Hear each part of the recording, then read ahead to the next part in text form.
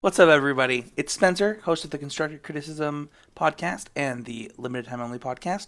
I am back with part two of how to improve at Magic the Gathering for the Constructive Criticism YouTube channel, and this is like one of my favorite topics. Don't forget that these videos are brought to you by Patreon.com. You can check out patreon.com/ccmtg to get all of the content that we make here at Constructive Criticism. Really excited about this one. For those who don't, for a refresher, part one of this was making the decision to improve at Magic the Gathering. And this week we're going to talk about one of the things that I think is probably the second most important thing you can do to improve at Magic.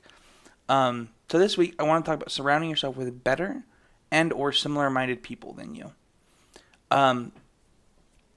Magic is a hard game. It's really, really, really hard. It's hard to get better.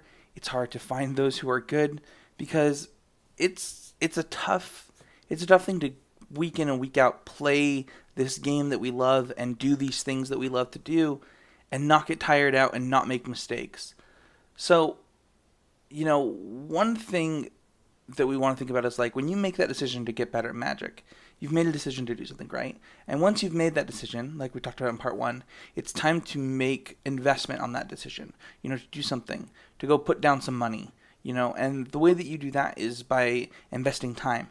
And the best way to invest time is to do that with people, with other people other than yourself to go out and play Magic with. So that's what we're going to talk about this week. So the important thing to do here, when I say better players, I specifically mean better players that are trying to do what you're trying to do. You have to find people with similar goals to you, otherwise you're not going to improve. You're just like, it's not helpful for you to go and play Cube all the time. And the other thing to realize is that maybe you're not the best. You're certainly not the best player in the world, right? Otherwise, you would already be on the PT. You would already be playing in Pro Tours if you were the best. It's not variance, it's not luck, it's not anything other than the fact that you're actually just not good enough yet. If you were, you would be on the Pro Tour all the time. That's it. That's the end of the story. And that's an important thing to realize. And if you have people around you that have been to the Pro Tour and that's your goal, those are the kind of people that you want to seek out. For me, it was Alex Sittner, Shadi Badran, and then people with similar-minded to me, like Quentin Pierce and Matt Kling, these people that you've heard from on my podcast. And, it's something that I think that when you look at like super teams, how do you think they're formed just because like, oh, we're all the best players, so let's just play together? No, Yuya Watanabe's probably the second best or first best player in the world, and he doesn't play with Owen Turnwald. They aren't teammates. But Yuya does find people with similar mindset to him, and that's half the battle. If you are the best player in your area for some reason, like you live in a college town and it's really hard to find people that like actually have qualified for the PT or that are much better than you at Magic, one thing that you can do is still surround yourself with people that are going to be helpful to you. Surround yourself with people that you trust and people that want to go to the Pro Tour like you do. Even if you're the best, you can still learn from other people. Look at Peach Garden Oath. You think that Huey Jensen thought to himself like, I can't play with Reed Duke and Owen Turnwald. I'm like a Hall of Famer and they're just some new guys.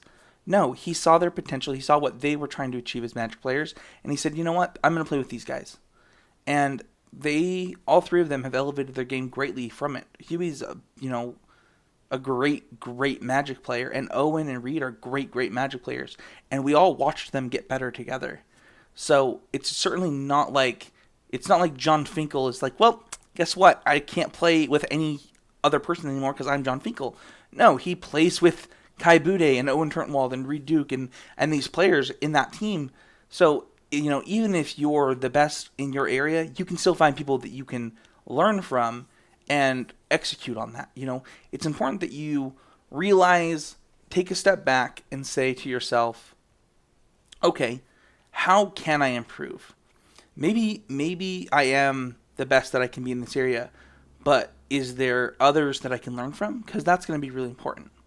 The thing that you do once you find that group of people, once you find that group of people that want to go to PPTQs with you, want to go to GPTs with you, want to qualify for the Pro Tour with you, it's important to actually communicate with them, play Magic with them, like actually play test. Go to Denny's, once a week with them and jam games. Talk to them in between rounds at FNM. Whatever it is that you're doing to play Magic with them, actually play Magic with them and talk about Magic with them, because that's how the 2 of you, or the 3 of you, or the 4 of you, or the 5 of you, or the 6 of you, however many it is, are going to communicate and learn from each other and get better, is actually by having communication. You can't just say, oh, that guy's my teammate because we play FNM together. No, you actually have to get input from each other and challenge each other. Challenging each other is what's going to improve you. That's the only thing that you can really do. That's why it has to be people that have the same goals as you, right? You're not going to be challenged by somebody that wants to Q draft every day if your goal is to go win an RPTQ. That's not going to happen. It's just unfortunate that your best friend might love Q draft, might love something different about Magic than you love, but you can't rely on your best friend if he doesn't have the same goals as you to improve you as a Magic player.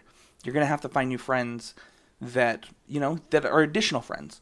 You don't have to get rid of the guy that wants to Q draft all the time or play EDH all the time, but he's not going to make you a better player in the areas that you're trying to improve at.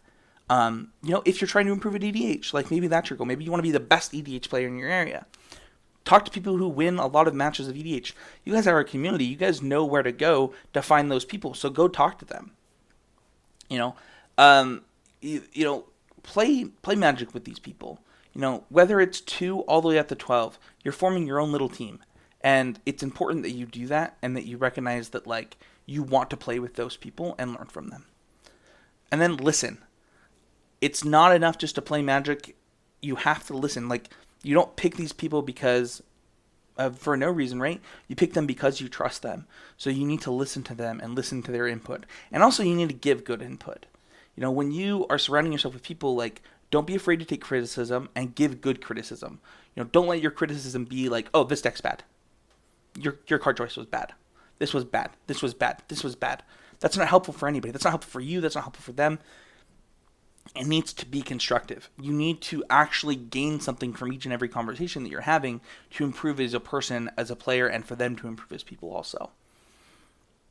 At the end of the day, if you don't take the time to listen to them, then there's no reason in having them around.